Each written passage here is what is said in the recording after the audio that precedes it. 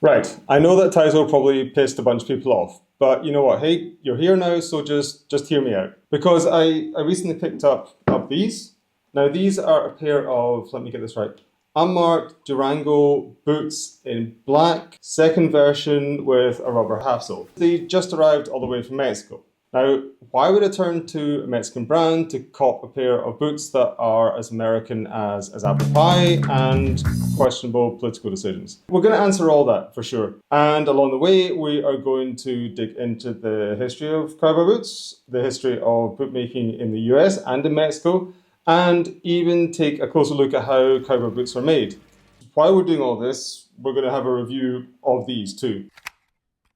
Let's start with cowboy boots themselves. Just like most iconic designs, cowboy boots evolved to solve specific problems. Back in the 1800s, it was basically all about staying alive despite seemingly everything trying to kill you. Everything out here that's not you wants to kill you. So these things were built for function. They had tall shafts to protect legs from bushes, thorns, snake bites, whatever else, pointed toes to easily slide into stirrups, high heels to keep the boot anchored while you're riding, and a pull-on design to make sure that they pull off pretty fast if your foot got stuck in the stirrup. The first cowboy boots apparently evolved from the high boots worn by Civil War soldiers, and legend has it the Civil War soldiers, after the war ended, they were becoming cowhands. They took their boots to bootmakers in Kansas and they got them to make custom pairs. Over time, these just adapted to meet the needs of cowboys on these cattle drives. By the late 1800s, cowboy boots had become more than just workwear. They had become sort of a badge of honor. And cowboys expressed their personalities, they flexed through the bold decorative stitching, but then they'd also include custom tooling, maybe some exotic materials like ostrich or alligator or other leathers. Then Hollywood came along, of course. They saw something cool and decided to cash in. There was Western stars like Roy Rogers, Gene Autry. They turned cowboy boots into an icon. Along with this, rodeo stars, they also popularized cowboy boots. Suddenly, cowboy boots were more than just functional. They were symbols of kind of a rugged individuality. Now, here's where I think things get quite interesting because there was this cultural shift around the 1970s. Cowboy boots joined jeans and denim in transitioning from what I would say would be blue-collar staples into high fashion. You can blame or thank folk like John Travolta in Urban Cowboy for making them pretty much a must-have statement. I mean, these paired with a flared jeans or tailored suit, cowboy boots weren't just for Rajahs anymore. They were for anyone wanting to strut a little bit of their stuff with a Western flair. It just goes to show that outsourcing of masculinity, it isn't just a modern syndrome. Cowboys were cool, manly, and, well, biters are going to be biters no matter what the era. In this era, brands like Tony Lama, Lucchese, they really sort of cement themselves as household names, blending tradition with modern tastes and availability. Fast forward to today, and cowboy boots are still a staple down the runways in Paris, New York, Milan, wherever else models strut their stuff.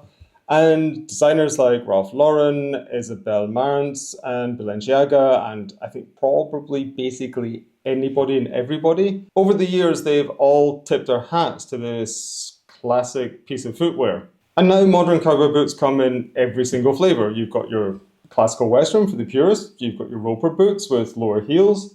I'd say they're more of a day-to-day, more practical boot. You've got your chunky, fashion-forward ones. These wouldn't last a day on the ranch, but they do look amazing on Instagram. And through it all, cowboy boots have remained bold and functional and they're just undeniably cool. And that is why they have been awarded this iconic status. So yes, cowboy boots may be an American icon, but the story doesn't end there. Enter Mexico, where bootmaking has its own rich, storied and fascinating history. Mexican bootmaking began in the 16th century when the Spanish conquistadors, they brought leather work, leather making techniques to the Americas. And over time, the indigenous craftsmanship blended with the Spanish methods and it created a unique Mexican style. By the 19th century, certain areas in Mexico had become bootmaking powerhouses, just like Leon, which I believe is where these are from. And Mexican boots gained global recognition for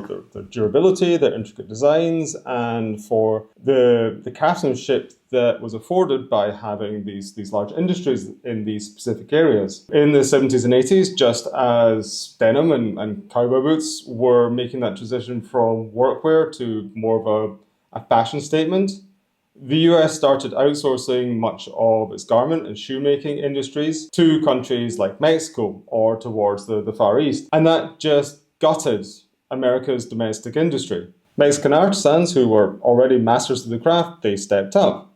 They began producing boots for major American brands while building up their own labels. And today, Mexican boots, they dominate both the ranch and the runway, and they offer exceptional craftsmanship at a more accessible price. Don't get me wrong here, the US still makes amazing cowboy boots, they do. But when it comes to balancing that quality and price, these unmarked Durangos offer a lot of boot for your buck. Traditionally, that is cowhide for durability. Then you've got the exotic leathers like ostrich or python or alligator for, let's say, a little bit of flair, or for pimps and drug dealers, if we're being honest. These unmarked boots, which I'm just going to leave this one here. These unmarked are made of a very soft, supple cow skin, and that's also for the lining as well. That means that they're leaning into the fashion side of things rather than the workwear side of things, but they still maintain that beautiful craftsmanship that you find over high quality boots.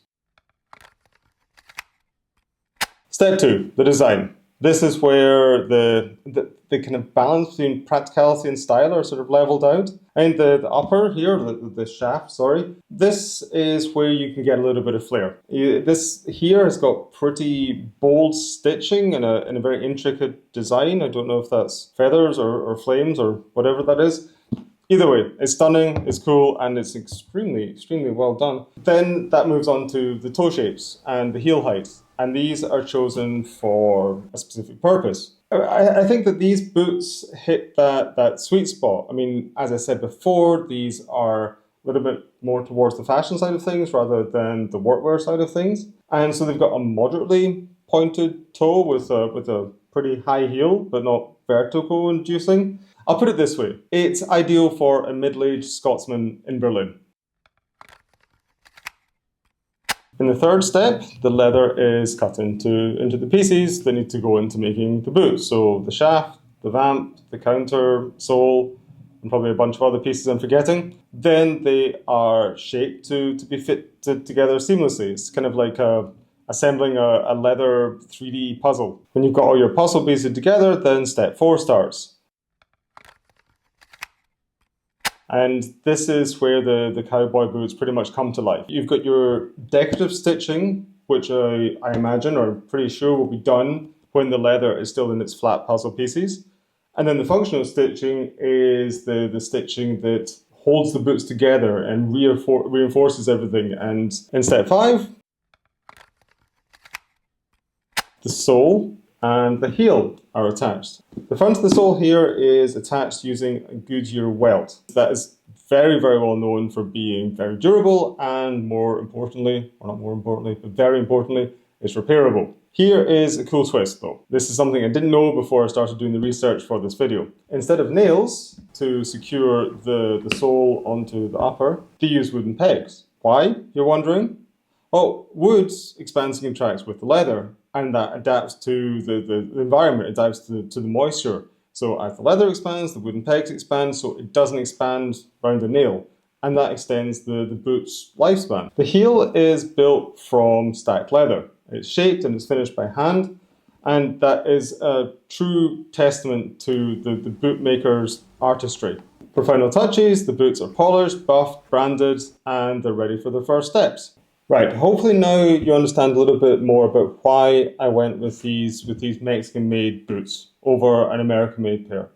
They are proof that tradition and skill and a little bit of swagger just knows no borders. Now, I think the only thing left to do is break them in, and that's my job. And I'm going to do that right now.